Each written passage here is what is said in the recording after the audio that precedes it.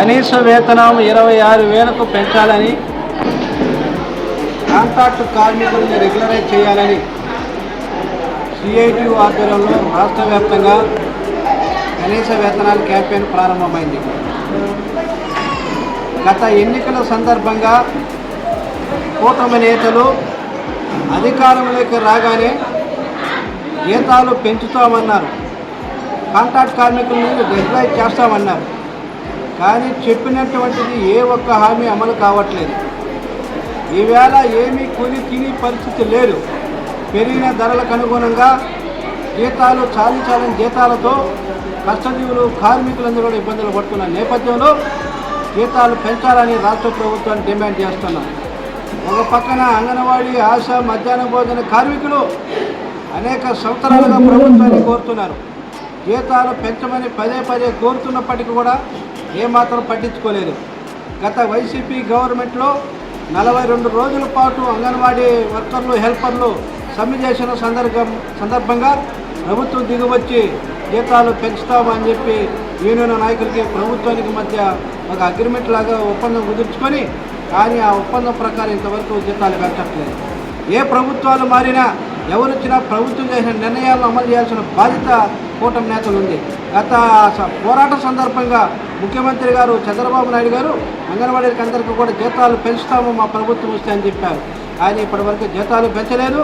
జీతాలు పెంచకుండా పనిభారం, నవచేతన యాప్ల పేరుతో పనిభారాన్ని పెంచు అంగన్వాడీ వర్కర్ని, హెల్పర్ని చాలా ఇబ్బందులు పెట్టేటువంటి పరిస్థితి ఉంది. కాంట్రాక్ట్ కార్మికులందరూ కూడా రెగ్యులరైజ్ కోసం ఎదురు చూస్తున్నారు. చెప్పినటువంటి హామీ ప్రకారం ఇప్పటికైనా రాష్ట్రంలో ఉన్నటువంటి కూటమి నేతలు లోకేష్ గారు కానీ, పవన్ కళ్యాణ్ గారు కానీ, ముఖ్యమంత్రి చంద్రబాబు నాయుడు గారు కానీ కాంట్రాక్ట్ కార్మికులందరూ కూడా రెగ్యులర్ చేయాలా, కనీస వేతనం 26,000 పెంచాలని చెప్పి సిఐటిని డిమాండ్ చేస్తున్నాం. జీతాలు పెంపు కోసం, కాంట్రాక్ట్ కార్మికుల రెగ్యులరైజేషన్ కోసం ఈ నెల 31 తేదీన జిల్లా కలెక్టరేట్ దగ్గర పెద్ద ఎత్తున ఆందోళన కార్యక్రమం చేపడుతున్నాము. ప్రభుత్వం దిగువచ్చి కార్మికులకు జీతాలు పెంచాలని చెప్పి సిఐటిని డిమాండ్ చేస్తున్నాము. లేని పక్షంలో ఆందోళన కార్యక్రమాన్ని ముందుకు తీసుకెళ్తామని చెప్పి సిఐటిని హెచ్చరిక చేస్తున్నాం. గత ఎన్నికల సందర్భంగా, పాదయాత్ర సందర్భంగా మంత్రి లోకేష్ గారు ఏం చెప్పినారు?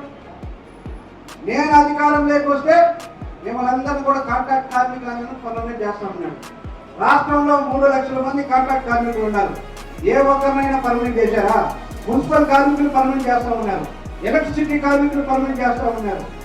అంగన్వాడీ టీచర్ని గత ప్రభుత్వంలో 12 రోజులు సమ్మె చేస్తూ ఉంటే మనం ఏం మాట్లాడారు చంద్రబాబు నాయుడు గారు? వాళ్ళు చేస్తున్నటువంటి పోరాటం న్యాయమైంది, ఖచ్చితంగా జీతాలు పెంచి జగన్మోహన్ రెడ్డి గారు అని చెప్పి మాట్లాడినారు. మేము అధికారంలోకి వస్తే 3 నెలల జీతాలు పెంచుతామని మాట్లాడినాం. 3 నెలలు అయింది, కూడా 22 నెలలు దాటింది. అంటే ఏం మీకు గత పోరాట సందర్భంగా యూనియన్ నాయకులకి ప్రభుత్వానికి చర్చలు జరిగి మినిట్స్ రాశారు. ఆ మినిట్స్ ప్రకారం మీరు జీతాలు పెంచాలి కదా. ఏ గవర్నమెంట్ అవుతాయి, ఏ గవర్నమెంట్ వచ్చినా మీరు జీతాలు పెట్టాలి కదా. జీతాలు పెంచకుండా 22 నెలలు సమయం తీసుకుంటూ ఈరోజు జీతాలు పెంచట్లేదు. జీతాలు పెంచకపోగా నవచేతన యాప్ అనేటువంటిది పెట్టారు. ఏంది నవచేతన యాప్? ఎవరో మెడికల్ సంబంధించినటువంటి చేయాల్సినటువంటి పనులు, నర్సులు చేయాల్సినటువంటి పనులు నవచేతన పెట్టి ఏం చేస్తాం? ఒక బ్లడ్ టెస్ట్ చేయాలంటే ఏం చేయాలా? ఆ కోర్స్ చదివినటువంటి వాళ్ళు బ్లడ్ టెస్ట్ చేయాలా? మనం కూడా బ్లడ్ టెస్ట్ చేయండి అని చెప్పేసి దాంట్లో కోసి ఏం రిపోర్ట్ ఇస్తాం? మనం ఏమైనా రిపోర్ట్ ఇస్తామా? అంటే చదువు ఒకటి, మనం చేసే పని ఒకటి, వాళ్ళు చేసే పని ఒకటి. అంటే నవచేతన లాంటి వ్యాపారంలో మానసికంగా చాలా ఇబ్బందులు పడుతూ ఇంటికి పోయినా బాధ, అంగన్వాడీ సెంటర్లో ఉన్నా బాధ, ఏమి సీడీకో ఫోను రకరకాల రోజులు నువ్వు యాప్ ఓపెన్ చేసినావా, మీరు ఫీజ్ చేసినావా అని చెప్పి మాట్లాడుతున్నారు.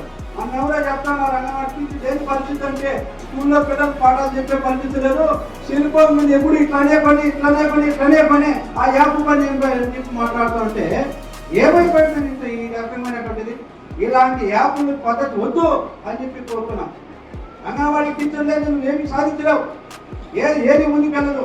అటువంటి ఆదుకుంటామని చెప్పి జీతాలు పెంచామని చెప్పినటువంటి పెద్ద మనిషి ఈవేళ వాళ్ళ నుంచి జీతాలు పెంచమంటే నేను చేసాను లెక్కేస్తూ నేను ఏ రకంగా కీర్తి చేయడం కోసం ప్రయత్నం చేస్తున్నాను తప్ప ఎర్ర జెండాన్ని తీసేటువంటి మగవాడు ఎవరు ప్రపంచంలో కాదు, దేశంలో కాదు, రాష్ట్రంలో కూడా ఎవరు పాల్గొన్నటువంటి అవసరం ఉంది.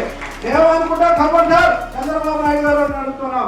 అంగన్వాడీ టీచర్లు అనుకుంటే, అంగన్వాడీ వర్కర్లు అనుకుంటే కార్యకర్తలు అనుకుంటే, ఆశా కార్మికులు అనుకుంటే నీవు రాబోయే రోజుల్లో వచ్చే ఎన్నికల్లో నువ్వు పట్టా పొట్టాయే సర్దుకొని పోవడానికి సిద్ధంగా ఉండాలి తప్ప ఏదో కాలయాపన చేస్తే మాత్రం నీకు అంత చేస్తారో అని చెప్పి ఈ నెల 31 కార్యక్రమాలు వేస్తున్నాం. ఆ రోజు ప్రభుత్వం ఆలోచించాలి. 31వ తేదీ కూడా స్పందించకపోతే అప్పటికే మాపేది. సెప్టెంబర్లో, అక్టోబర్లో వేలాది మందితో విజయవాడకి తరలించి మొత్తం ప్రభుత్వం మెడలు వచ్చి 26,000 రూపాయలు జీతం పెంచే వరకు, పెంచి సాధించే వరకు ఎర్రజెండా పోరాడుతుంది. అది సందర్భంగా తెలియజేస్తున్నాం. ఆశా కార్మికులు ఉన్నారు, వాళ్ళు మామూలు సేవ చేయదు. వాళ్ళు కూడా పీహెచ్ సెంటర్లో రకరకాల పనులు చేస్తున్నారు. ఓపీలు ఇవ్వండి, లేకపోతే ఈ పని చేయండి, ఆ పని చేయండి మాట్లాడితే ఈ రకమైనటువంటి పరివారం పెడుతున్నారు. మిడ్ డే మీల్ సంబంధించిన కూడా ఈరోజు రాష్ట్రాలు ప్రైవేటీకరణ చేసేటువంటి పరిస్థితులు ఈ ప్రభుత్వం వ్యవహరిస్తుంది. అందుకని మనం 26,000 పోరాటంలో మీరు ఎందుకు కలిసి రావాల్సిన అవసరం ఉంది. ఎందుకు 26,000 అడుగుతున్నాం? మనిషి బతకడానికి 26,000 సార్లు ఎవరు అడుగుతున్నాం? మన అడగట్లే. గవర్నమెంట్ చెప్పింది, ఒక ఆక్సైడ్ అని చెప్పి ఒక శాస్త్రవేత్త, ఒక డాక్టర్ చెప్పాడు, మనిషి బతకాలంటే 26,000 రూపాయలు ఉండాలా. ఎక్కడ 26,000 ఉండాలా? ఎక్కడ నిర్ణయించారు? ఈరోజు పని చేసిన తర్వాత రేపు మళ్ళీ డ్యూటీలోకి పోవాలంటే, శ్రమించాలంటే వాళ్ళు ఎంత తినాలా? 2,700 క్యాలరీల ఆహారాన్ని తీసుకోవాలి మగవాళ్ళకి. ఆడవాళ్ళు అయితే 2,400 క్యాలరీల ఆహారాన్ని తీసుకోవాలి. మనం తింటేనే కానీ మనం రేపు పని చేయగలుగుతాము.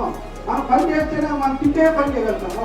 మనతో పాటు మన మీద ఆధారపడినటువంటి మన పెళ్ళాము, బిడ్డలు, అదేవిధంగా అమ్మా నాన్న రాష్ట్ర వాళ్ళని లెక్కేసి, వాళ్ళ కుటుంబ అవసరాల కోసం లెక్కేసి, తినే తిండి కానించి, వైద్య ఖర్చులు కానించి, స్కూల్ ఫీజులు కానించి లెక్కబెట్టి 26,000 రూపాయలు ఇవ్వాలని చెప్పి నిర్ణయించడం జరిగింది. 26,000 రూపాయలు ఇవ్వాలని చెప్పి మనం మాట్లాడుతుంటే మన లేబర్ కోడ్లు తీసుకొచ్చారు. ఏది లేబర్ కోడ్లు? 4 లేబర్ కోడ్లు తీసుకొని వచ్చారు. మనకున్నటువంటి పోరాడి సాధించుకున్నటువంటి కార్మిక చట్టాన్ని 29 చట్టాలు రద్దు చేశారు. ఆ 29 చట్టాలలో చాలా ప్రమాదకరమైన విషయం, మనం 8 గంటల పని కోసం పోరాటాలు సాధించుకున్నాము.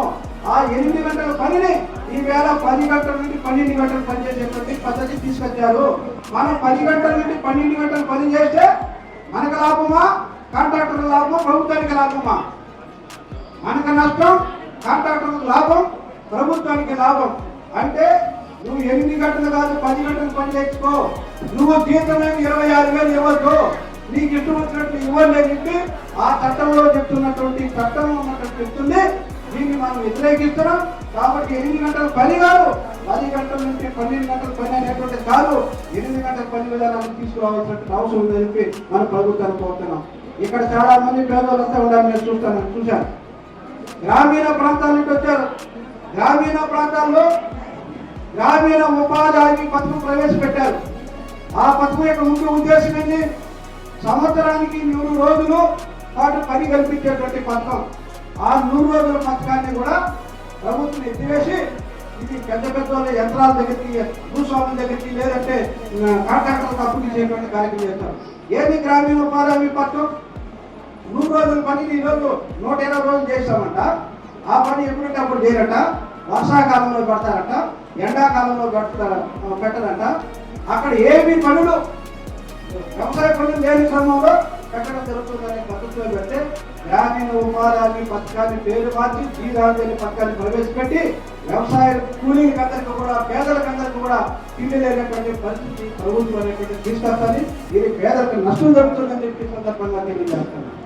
ఈవేళ ఏం జరుగుతుంది రాష్ట్రంలో? మొత్తం మీరు అయోధ్య రామాయణంలో మీరు చూస్తూ ఉంటారు, 200 కోట్ల రూపాయలు తినేయారట. చూసారా? వెంకటేశ్వర స్వామికి మనం అయితే గుండెలు ఏమేస్తాం? మనం కానుకలు వేస్తాం. ఆ కానుకలు ఎవరికి చెందుతాయి? భక్తులకు వచ్చేటువంటి వాళ్ళకి సేవలు చేస్తూ ఉంటాం.